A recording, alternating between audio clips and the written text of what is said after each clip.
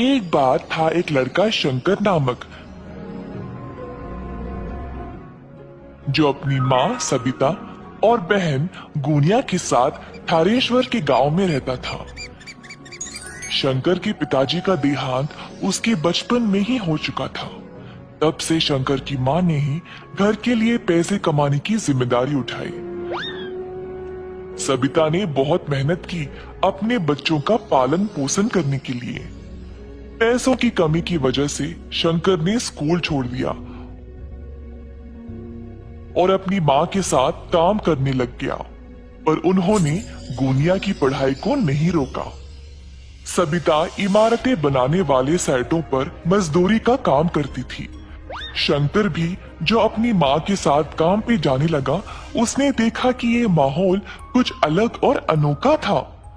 कैसे ईंटों को जमा करके सीमेंट भर के दीवारें चढ़ाई गई जा रही थी, कैसे रेत और सीमेंट को मिलाया जा रहा था, फिर पूरे दीवार पर सीमेंट लगाया जा रहा था, फिर सूखे सीमेंट को जमाने के लिए पानी डाला जा रहा था और अंत में रंग लगाया जा रहा था। ये सब शंकर को बहुत पसंद आया। घर जाने के बाद, माँ, मुझे इमारतें खड़ा करने का तरीका बहुत पसंद आया। सच में बेटा? फिर क्यों ना तुम रोज मेरे साथ आ जाओ, सिर्फ काम के लिए नहीं, सब कुछ सीखने के लिए भी, और ताकि तुम एक दिन एक बड़े बिल्डर बन जाओ, है ना? हाँ माँ, मैं वादा करता हूँ।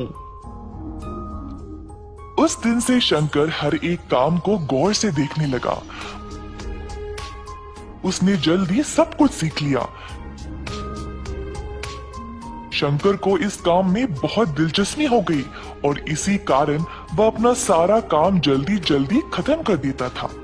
बाकी के सारे मजदूर शंकर की कला को देखकर हैरान रह गए। सब लोग उसकी बहुत तारीफ करते थे।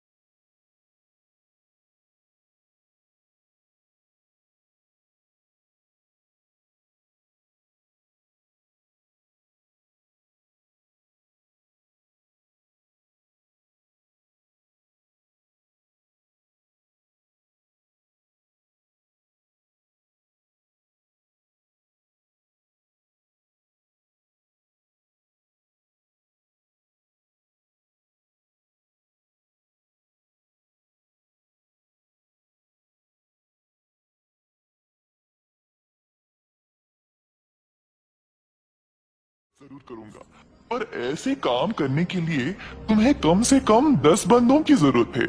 तुम कहां से ले आओगे? सर जी, मैं कुछ लोगों को जानता हूँ, एकदम सही काम करते हैं और ईमानदारी से, वो भी कम पैसों में। आजकल ऐसे लोग कहाँ पे मिलेंगे शंकर? मैं और मेरी दोस्त बहुत सालों से मजदूरी का काम कर रहे हैं साहब। हम दिन भर काम करके भी ये लालची बिल्डर लोग हमें ठीक से पैसे नहीं देते थे। ऐसा बहुत सारे लोग ठोकर खा रहे हैं सर जी। अगर मैं उनसे बात करूंगा तो हम जरूर एक साथ हाथ जोड़कर काम कर सकते हैं। ये सब तो ठीक है बेटा, पर किसके घर पे काम शुरू करोगे? सच्ची आपका काम भी तो कब से रुका पड़ा है। मैं आपके घर पर काम शुरू करूंगा। मैं आपके घर का काम देखते ही देखते खत्म कर दूंगा, देख लेना। ठीक है बेटा, जाओ और भगवान का नाम लेकर ये शुभ काम शुरू करो।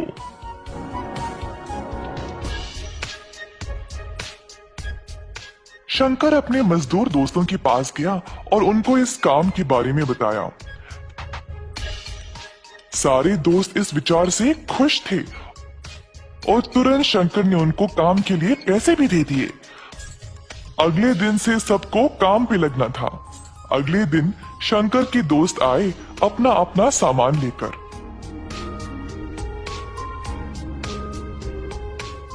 शंकर ने बचे हुए पैसों के साथ बाकी का सामान लाया, जैसे कि सीमेंट, रेत वगैरह। मजदूर पहुंचने से पहले ही उसने सारा माल और सामान तैयार रखा। सब लोग इस नए काम को लेकर बहुत खुश थे। क्योंकि सब जवान थे, वह काम भी जल्दी जल्दी खत्म करने लगे। शंकर बाकियों को सही दिशा दिखा रहा था काम करने का, और देखते ही देखते 2 महीनों के अंदर सारा घर तैयार हो गया। चंपकलाल का ये नया घर देखकर सब लोग हैरान रह गए। शंकर के पहले मालिक भी ये काम देखकर आश्चर्यचकित रह गए कि उसने इतना अच्छा मकान बनाया। चंपकलाल सेठ का घर देखकर अब बाकी के लोग भी अपने अपने मकान बनवाने के लिए शंकर को बुलाने लगे।